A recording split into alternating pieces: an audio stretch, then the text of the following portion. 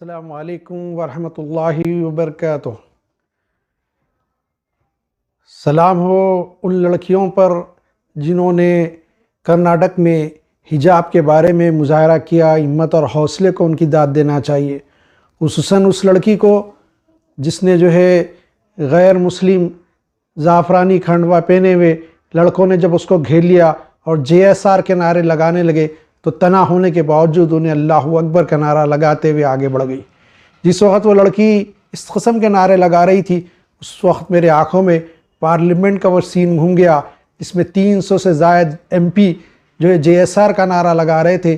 जिस वक्त बैरिस्टर असदुद्दीन अवैसी साहब ओथ लेने के लिए जा रहे थे पोडियम की तरफ, और उस वक्त जब गए उन्होंने ओथ लेने के बाद उसके जवाब में तकबीर अल्लाहु अकबर का नारा लगाया।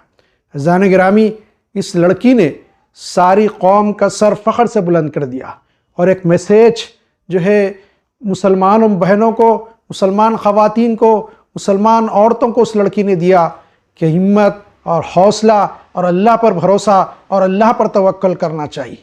अज़ान गिरामी, ये चीज़ें अब रुकने वाली नहीं है क्योंकि ये लोगों ने मनसूबाबंद अंदाज में आगाज़ किया है। हम देखते हैं कि हाल ही में बैरिस्टर असदुद्दीन अवैसी साहब पे कातिलाना हमला हुआ और वो अभी मामला थमा भी नहीं था कि कर्नाटक में हिजाब को मसला बनाकर गड़बड़ शुरू की गई।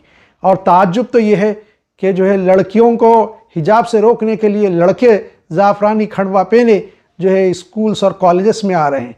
और हुकूमत ने भी जो मुजाहरा किया वहाँ की वो बहुत गलत मुजाहरा किया। उसने जियो फ़ौरन निकाल दिया और बैन कर दिया हिजाब को। अब यकीनन हाई कोर्ट में सुनवाई हो रही है, लेकिन हाई कोर्ट में जब सुनवाई हो रही है तो ये बात जहन में रहे कि केरला हाई कोर्ट का एक फ़ैसला है जो 26 अप्रैल 2016 को है, आमिना बिनते बशीर और central board of secondary education के दरमियान है, जिसमें आर्टिकल 25A 25(1) और 26(26) का हवाला देकर मुसलमान लड़कियों के हिजाब के हक़ को तस्लीम किया गया था। ये फंडामेंटल राइट्स बुनियादी हुकूक़ उसकी ख़िलाफ़ वर्जी है। ऐसा कोई क़ानून पास होता है कि आर्टिकल 15, 19, 21, 25(1) और 26 में ये आज़ादी दी गई है कि हम अपने मज़हब पर अमल कर सकते हैं और अपने कल्चर पे अमल कर सकते हैं, अपनी तहज़ीब और सक़ाफ़त पे अमल कर सकते हैं। ये सारी चीज़ें बुनियादी दस्तूर में है बता दी गई। लेकिन अल्लाह का शुक्र है अब उस लड़की ने जो मुजाहरा किया और जिस तरह दूसरे लड़कियां वहाँ मुजाहरा कर रही वो काबिल तारीफ़ और काबिल सताइश है। हम अल्लाह ताला से दुआ करते हैं कि अल्लाह ताला उनको ज़रूर कामयाबी से हमकिनार करेगा। ये चीज़ें रुकने वाली नहीं है, हमको तैयार होना पड़ेगा। दूसरी रियासतों में इस किस्म की बातें होंगी, वहाँ भी हमको मुकाबला करना पड़ेगा। मेरी दानिश में तो ये एक और क़दम है यूनिफॉर्म सिविल कोड की तरफ। वो चाहते ये हैं कि इस मुल्क में ये आहिस्ता आहिस्ता मुसलमानों की तहज़ीब, मुसलमानों से दीनी जो वाबस्तगियाँ हैं उसको आहिस्ता आहिस्ता ख़त्म किया जाए और किसी सूरत में इस मुल्क में यूनिफॉर्म सिविल कोड लाया जाए। आप हिम्मत और हौसले से हालात का मुकाबला कीजिए और यकीनन उस लड़की ने एक मिसाल कायम कर दी हिम्मत और हौसले की। उसकी शुजाअत को दाद देता हूँ और हम सताइश भी करते हैं और उम्मीद करते हैं कि हमारी माँ बहनें ऐसे हालात में अल्लाह पर तवक्कल कर कर हालात का मुकाबला करेंगे। और लड़कों से भी गुजारिश है कि समझदारी के साथ हिंदुस्तान के दस्तूर के चौखंडे में रहते हुए पूरा मन जिद्दोजहद करें और किसी मौके पर घबराने की और डरने की ज़रूरत नहीं। अल्लाह पर तवक्कुल करें और उसी से उम्मीद और उसी से दुआ करें और उसी के भरोसे पर ऐसे हालात का, ऐसे दंगाइयों का, ऐसे फसादियों का मुकाबला करें।